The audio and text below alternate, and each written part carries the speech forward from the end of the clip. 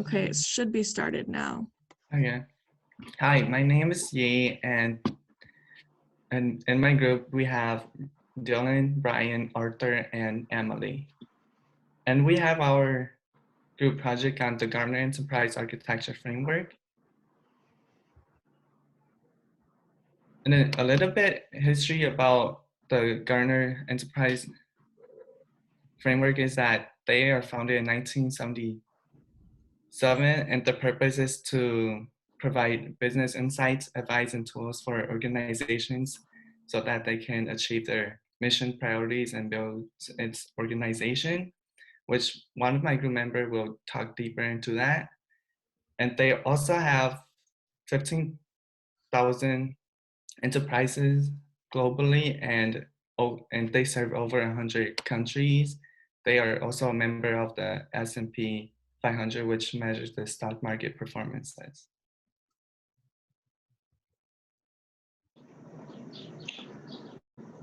In this slide, I'm going to talk about their recent acquisitions. Since 2014, they've been very active in acquiring other companies that are related. So they've focused on expanding their operations through acquisitions. Recently, in 2014, they acquired software advice and advising research and review company. A lot of the acquisitions that they've made have been focused on review and user review companies. So they're trying to get better insight into what users are looking for so that they can better advise the companies they work with. In 2015, Gartner acquired Capterra and Nubera, both companies that focus on user review and insights. In January 2017, Gartner acquired CEB Inc. in cash and stock that was worth about $2.6 billion.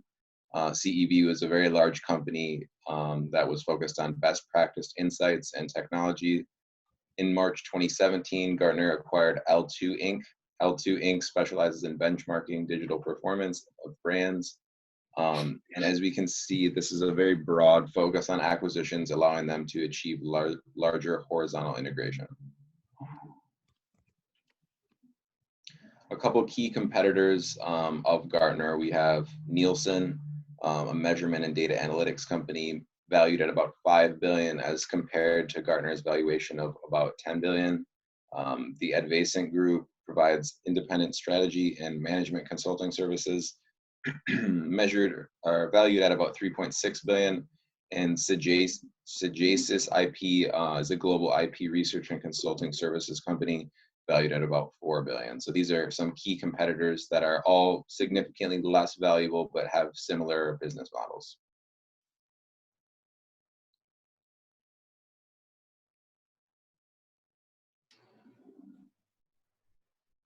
So in this slide, I'm going to talk about what does Gartner do. So they have a research and advisory center which helps their organizational partnership with essential insights and advice for every leader across the enterprise.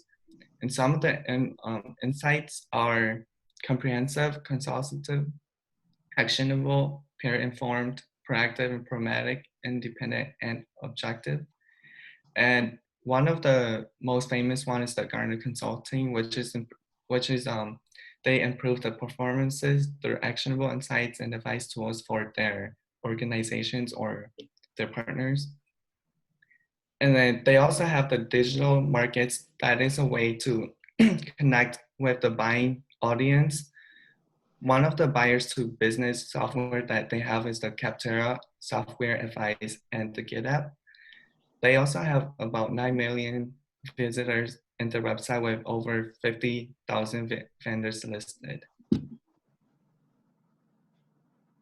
Onto the development of Gartner.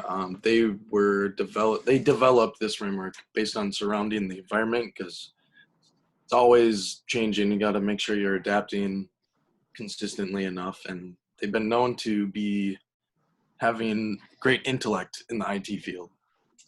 The definition of enterprise architecture from Gartner's perspective is discipline where the enterprise is led through change. They want to have responses to disturbances by analyzing the forward execution toward the desired vision. A What they want to do is consume the latest business and technology ideas to keep up to date, and that will help the company create new ideas and outcomes for the customers. The key components discussed in the following slide will show the framework itself tries to unify the business. It also shows recommendations to adjust to policies and projects for the future business goal. A couple of key factors in the framework: we want to improve quickness, lower the cycles of the IT implementation, increase partnerships, and build connections. Gartner created the framework to help out enterprise to improve their ability to adapt to changes and have collaborations, with partners in advancing the way to build the connections in the IS organization with the business strategies they have. Within these factors, there are 4 major goals. They will be using different IT resources, and key factors and goals would lead to unified business outcome. The 4 major levels are, number 1 is the business relationship grid. Basically, this one answers the who and what and why of the business relationship, while it enables integration between horizontal and vertical hierarchies, really. Environmental conditions that change the economy will drive this business strategy for government. In this layer, the government differs from other business enterprises because the policy and law influence the business interactions. The next step would be the business process styles. Second step defines on how and when of the business relationship. Each separate interactions will have different time sensitive and modes of interaction. Different styles of design patterns and bricks help with the several interaction possibilities. First 2 levels combine to provide the input of the IT principle development and form overall business architecture. Onto the design pattern support, basically want to support business interactions and styles. Each method of contact is considered a channel. So the separation of design patterns and bricks is a crucial part to distinguish the enterprise against the technological change. And the last level would be bricks, which are a good way to document, keep track of their documentation. They use to document the current, the tomorrow, and the future standard contracts that support the business.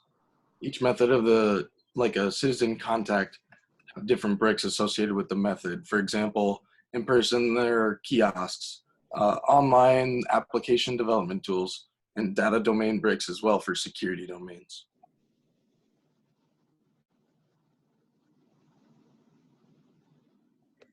And I'll be talking about a little just more about Gartner. So in general, they provide deep insight into every major business function. So this includes customer service and support, finance, human resources, information technology, the legal department, marketing and communications, sales and service, and the supply chain. They have a global team of over 2,000 experts to guide a company to make the right insights. So they just aren't an IT company. They do provide practical solutions and advice in every area of business. They give achievable and practical solutions that provide benchmarks and many learning and development opportunities, and also recommendations that are fitted to any specific business or industry. The business practices that are being recommended are studied by an elite group of data scientists, engineers, and researchers. So Gartner can guarantee that its recommendations that it gives a company are the best practices. They have 14,000 and more peer benchmarks covering different areas, such as the IT, the finance, sales, marketing, and just general operations. They had over 1 billion learning and development benchmarks reached, and they've had over 700 live events designed to foster high-level peer collaboration.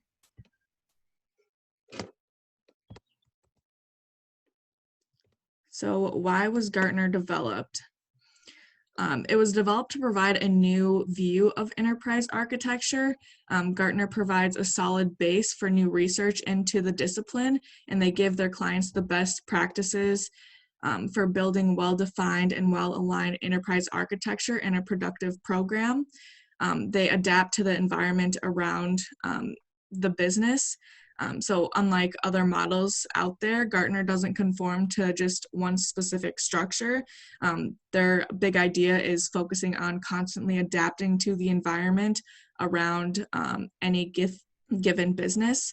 And environmental factors that may include this would be like economic, technological, cultural, and political.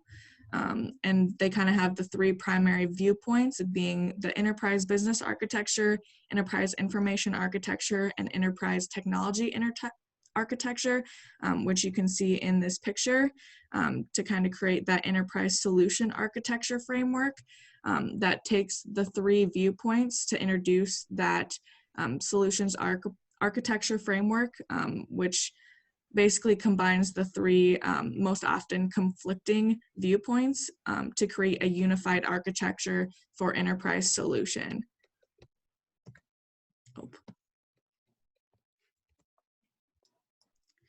So the current uses of Gartner, or what it has to offer.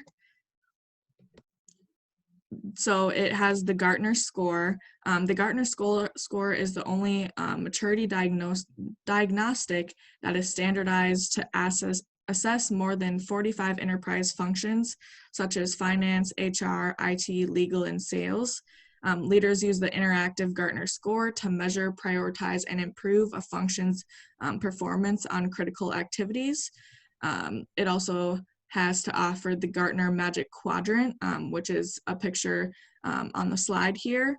The Gartner Magic Quadrant gives enterprise technology shoppers an unbiased assessment of how well competing providers are performing against Gartner's market view, and it's supplemented by validated user reviews.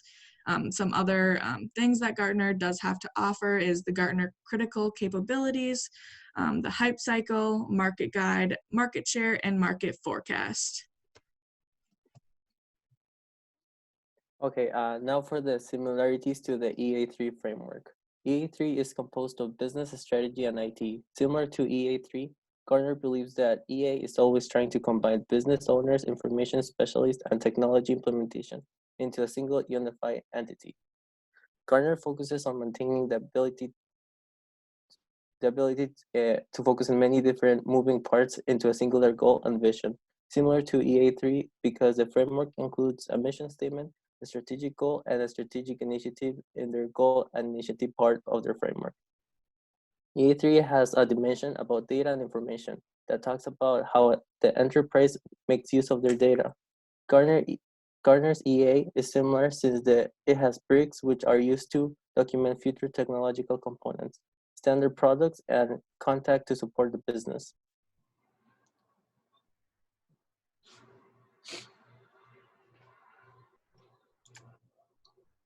And then now for the difference in the EA3 framework to Gartner's one. Gartner's mostly focused on adapting to the environment around you rather than conforming to the structure of the framework or models like the EA3. In Gartner's framework, it aims to obtain concise information about the enterprise without the need of standard documentation, aiming to get a common understanding of the enterprise and the strategic plan. Rather than Gartner's, the EA3 framework aims to use all the data and information to document how the enterprise could use information for the designated future situation. In the EA3, it's split into different views, which is assess and to be, which helps evaluate the present and the future of the enterprise. While Gartner's focus more on the aspect of developing a process and providing a new viewpoint to the enterprise architecture. And the last difference is that Gartner's EA is mainly used to focus in the unification of viewpoints that will address the needs of a real-world situation in the future, while the EA3 has goals and initiatives as a primary layer, which means that the layer will focus on being the driving force of the enterprise.